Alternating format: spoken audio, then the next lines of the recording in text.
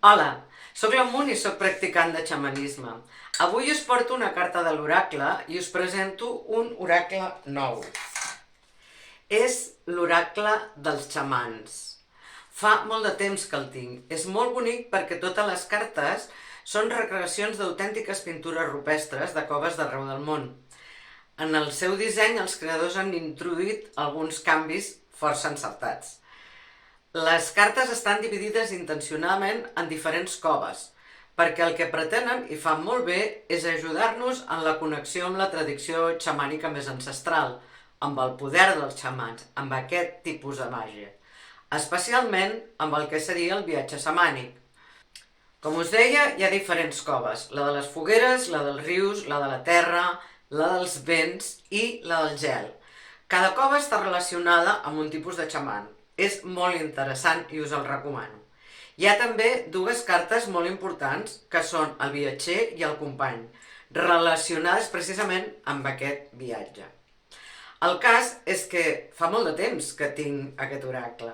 És anterior al meu magatzem d'oracles a les cartes dels animals que us he ensenyat algunes vegades i altres oracles de saviesa dels que també he parlat fins ara aquí al canal. El que passa és que no havia trobat aquest moment d'inspiració que et diu avui les has de portar a YouTube, les has de presentar. I aquesta setmana m'ha vingut amb molta força i per tant us el porto.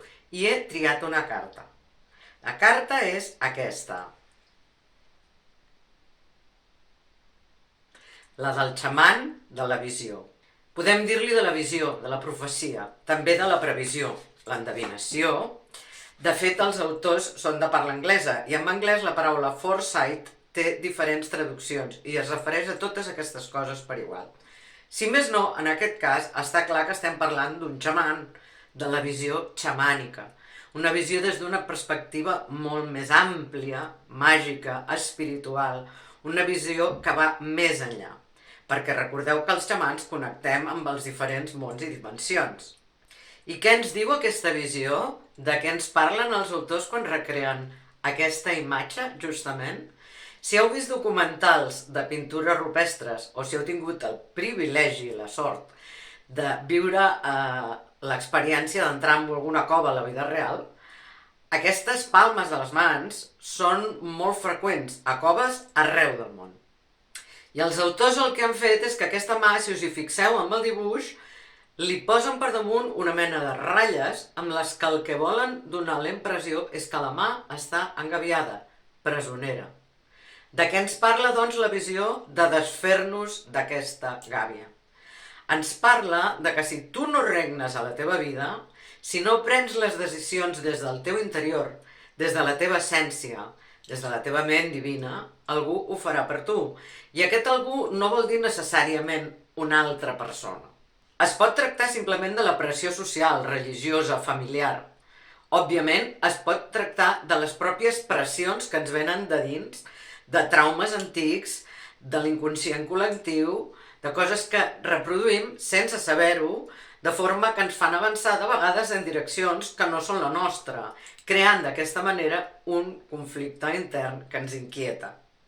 Us he parlat altres vegades d'aquest mateix conflicte entre el que l'entorn i l'inconscient ens emanen o ens porten a decidir i actuar lluny de la nostra veritat i el nostre propòsit de vida i de qui som realment. Doncs aquesta carta de la visió el que diu és que tu regnis en el teu reialme, que el teu reialme és teu, que te'l facis teu, que recordis que és teu, que connectis amb el teu interior, connectis amb la teva divinitat, que viatgis cap a dins del teu ésser per recordar el teu poder, qui ets, què és i com és el teu regne i com regnar-lo. T'està parlant també de no culpabilitzar-te, per exemple, de que les teves accions o les teves decisions t'hagin portat de vegades alguns atzucacs, perquè això és una part de l'aprenentatge. Passa sovint que els de fora, quan ens troben en aquestes situacions, o ens reprimeixen o, entre cometes, ens renyen. Doncs, molt bé, et diu el xaman de la visió, t'has equivocat, i això forma part del camí. De vegades pots prendre decisions que a tothom que no siguis tu li poden semblar contradictòries, i el que passa en realitat és que tu estàs aprenent a navegar, a viatjar per aquest camí, buscant o recorrent la teva direcció veritable. He fet un viatge xamànic amb la carta. Hi havia un guia que em deia que no hi ha decisions contradictòries. És el teu ritme, és el teu reialme. Tu fas, desfas, busques, aprens, governes, t'equivoques, l'encertes i per damunt de tot sempre t'estimes i et respectes.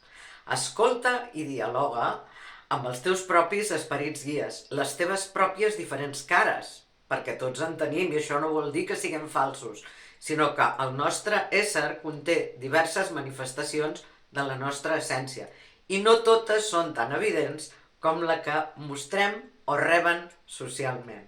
Per tant, la carta et convida imperativament a sortir de la gàbia, governant el teu propi regne, saber quin és, com és, quin és el teu propòsit de vida, del que us parlo molt, d'anar-hi fins al final, a mort, com us deia quan parlàvem del Valhalla, amb intel·ligència, connectant amb la teva ment divina, fent servir les eines més terrenes també, alineant les teves energies, reclamant-te a tu mateix o a tu mateixa i recuperant el teu poder, el que serien les regnes de la teva. Això és el que et diu la teva visió. Que prenguis sense por o, com us dic sempre, sense permetre que aquestes pors, sobretot les que produeix la nostra ment, ens bloquegi, sinó que només ens serveixi quan es tracta del seu propòsit original, que vol dir alertar-nos de perills reals, res més. Pel que fa a la resta de pors, sense por fins al final, amb decisió. Sigues l'amo o la mestressa de la teva vida, recupera el teu poder, o altres, et diu la carta, ho faran per tu. Governar la teva vida et conduirà a la felicitat i la satisfacció que perseguim tots els humans.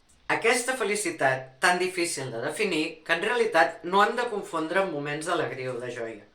La felicitat és un estat de l'ésser que ens pot acompanyar fins i tot en moments difícils o més tristos. Aquesta felicitat és la que realment perseguim. I amb aquesta carta, la lliberació, la felicitat, el compliment dia a dia del nostre propòsit de vida autèntic amb total harmonia amb la nostra veritat interior. Endavant i més endavant. Mentre feia el viatge xamànic, he vist un cavall blanc, fort, amb la crinera al vent, que el que m'ha inspirat a dir-vos és que recuperem aquesta força d'aquest cavall salvatge, que fem reiki, qigong, tai chi, ioga, meditació, treball de respiració conscient, etc., treball d'energia en general, per ajudar-nos a retrobar aquest lloc de poder dins nostre d'una manera sana, equilibrada, per estar forts, clars, sencers, sants i ser pròspers. De vegades no tenim totes les respostes i sovint, preocupats per ajudar els altres, oblidem que primer hem de reunir aquesta força de la que ens parla el cavall blanc del meu viatge xamànic, alliberar-nos d'aquesta pressió de la que ens parla la carta, amb visió i també amb previsió, feta des del treball de l'energia, la connexió amb la nostra força interior. No només del nostre intel·lecte, que resol problemes lògics, aquest també, però en aquest cas no en tenim prou. Previsió amb visió, amb una visió més àmplia i multidimensional de los que us he parlat al principi. Bé, moltes gràcies a tothom. No oblideu posar-me els likes. Subscriure-us, si no ho heu fet, amb la campaneta de la notificació perquè us avisi cada vegada que pujo contingut. I sobretot compartiu, envieu-ho per WhatsApp, jo que sé, de la manera que us sigui més fàcil, ràpida i còmoda, als vostres amics, familiars i, com sempre us dic, a aquells que potser els hi anirà bé i de vegades simplement amb aquells que us ve de gust compartir-ho perquè us ha agradat. Una abraçada i fins aviat.